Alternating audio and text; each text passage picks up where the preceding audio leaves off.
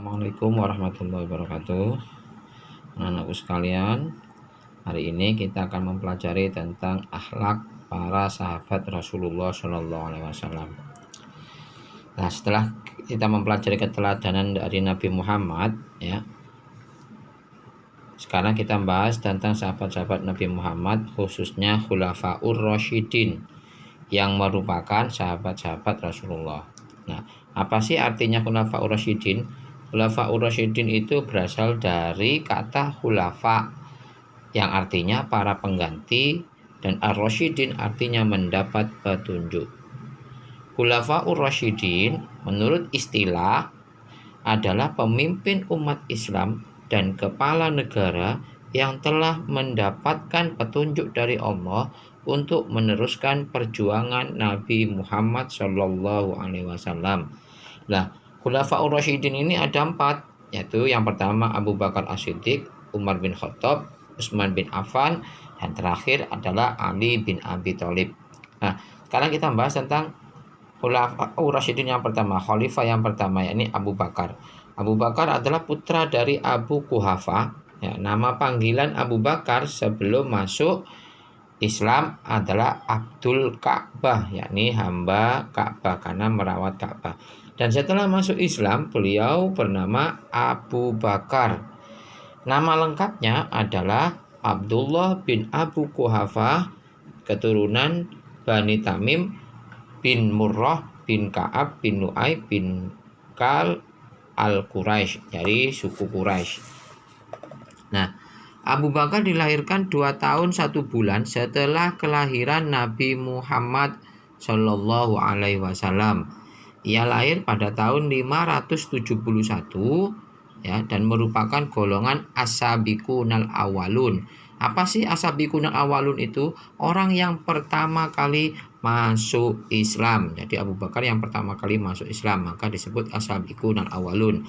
Abu Bakar diangkat sebagai pemimpin pertama umat Islam setelah wafatnya Nabi Muhammad.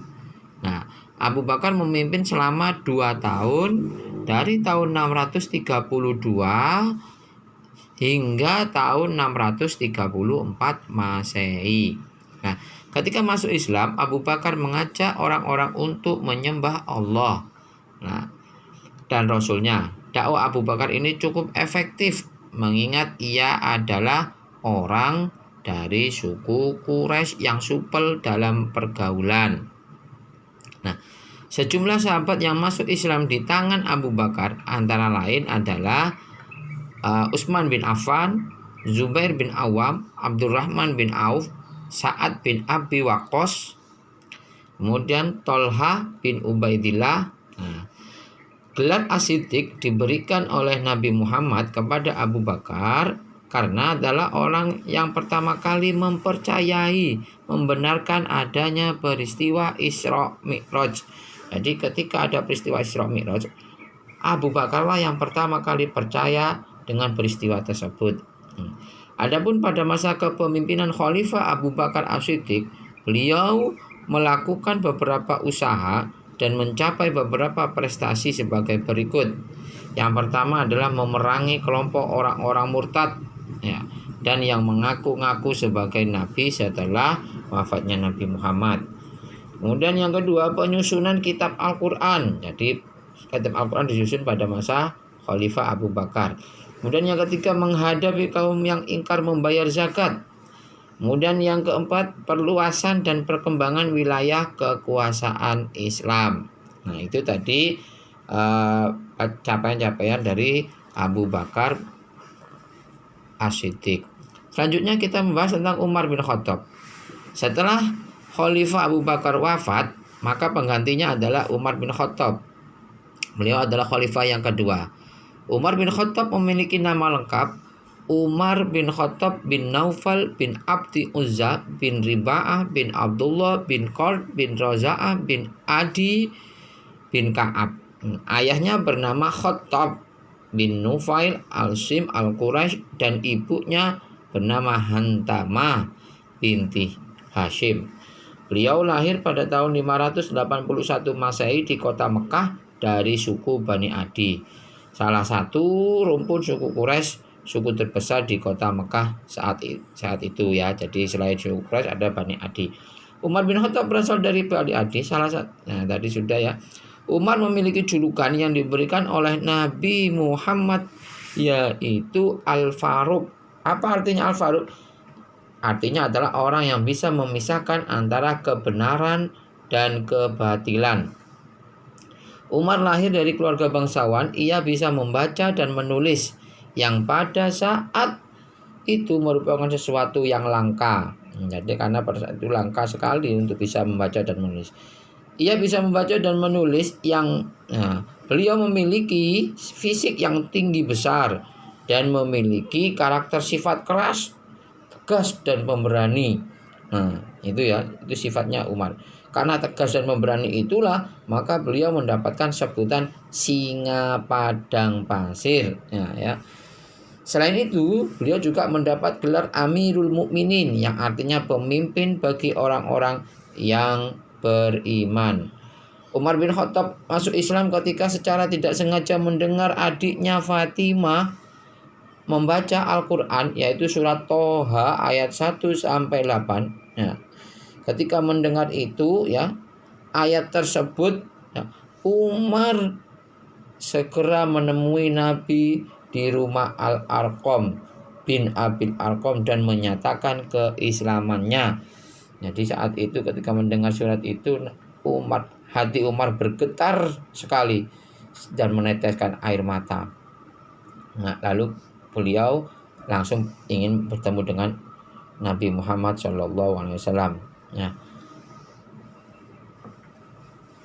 Nah, lanjut, Umar bin Khattab meninggal setelah dibunuh oleh Abu Lu'lu'ah pada hari Rabu 4 Zulhijjah 23 Hijriah. Beliau ditusuk dengan pisau ketika beliau sedang melaksanakan sholat. Beliau wafat pada tanggal 25 Zulhijjah 23 Hijriah atau 644 Masehi. Setelah wafat, jabatan khalifah dipegang oleh Utsman bin Affan. Adapun masa kepemimpinan Khalifah Umar bin Khattab, yaitu diantaranya adalah capaiannya mengembangkan perluasan wilayah Islam.